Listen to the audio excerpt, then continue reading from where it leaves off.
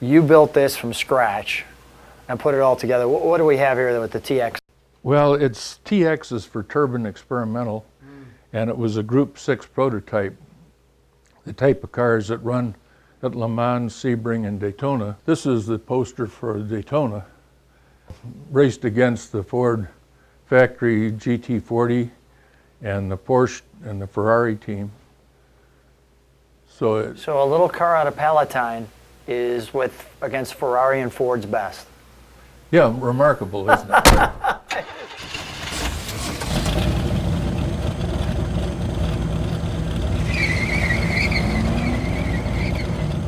Hi, I'm Lou, another special episode of My Car Story. So we have Bob McKee here. Bob, good to see you again. We're in Bob McKee's time capsule now. If you don't know who Bob McKee is, it's going to be a little history lesson because he has a lot of Indianapolis 500 as well as racing and sports and motor car history. So we're going to start with some of the details, and I think you'll be fascinated as we get the chance to talk to Bob. He's kind of a humble guy, so I may have to pull some things out of him, but that'll be all right. So what I've got in the pictures behind us is I asked Bob, I said, how did it all start? So Bob, how did it kind of get started? Well, I just was a hot rod kid in high school and built a bunch of hot rods. What was your first one? 1929 Model A pickup truck. And what happened to that? Well, I put a V8 in it, and Dick arranged for me to get this car to take care of for him to drive. And this is the car. Now, what did Dick do? How was his racing background? Well, he was pole position at Indy and set a track record in 58. Not too bad, pole position at Indy. It's basically the McKee transmission. Yeah, the McKee transaxle. Exactly. So you put the transmission together that started winning major races. Yeah, it had a Ford ring and pinion. Yeah. And a Borg Warner transmission. You said this is a car that you made, period. I mean, this is the McKee Tri-Hawk. Tell me about that. Actually, Lou Richards was the guy that we built it for. It'll corner at 0.91 Gs, which a Porsche and a Ferrari can corner at that speed with the tires that they have. Yes. And we could be the same, but all the other cars at that time couldn't go near that fast. Indianapolis and Pontiac and so many cars and so many things that you've done.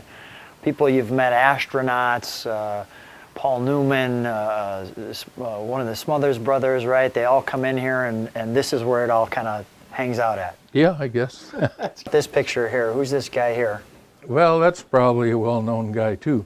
This is Paul Newman. Yeah, I've heard of him. In the movie Winning. My son knows him because of, like, salad dressing. Oh, right. Yeah, right, okay. And in the movie Winning. Now, what was your role in the movie Winning? Well, this car is the car that he drove in that movie. Number 25. And when he drove it, I was too busy building those turbine cars here. Yeah. And never even got to go up and watch him make the movie. But right. But you built that car and built that frame for him. Yeah. So Paul Newman, correct me if I'm wrong, didn't even have a racing background until you sat him in one of your cars. What we're looking at here is the Gerhardt Indycar that we built. Jim Rathman, Gus Grissom, and Gordon Cooper were the owners of the car. And Grissom and Cooper were two of the original 7 astronauts.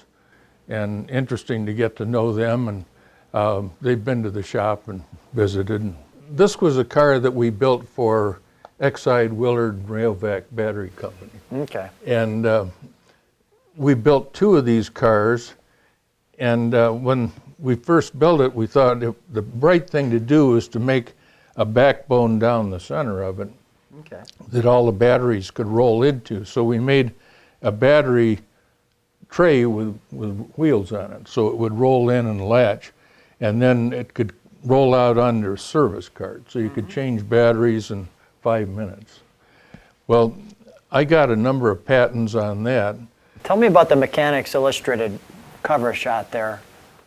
Well, that picture was taken in Palatine, and Tom McCahill came and did a road test on the car, and he said it was the first practical electric car that he knew of. The first practical electric car from Mechanics Illustrated. That's a pretty high honor. This kind of sums it all up of you. Tell me what that is.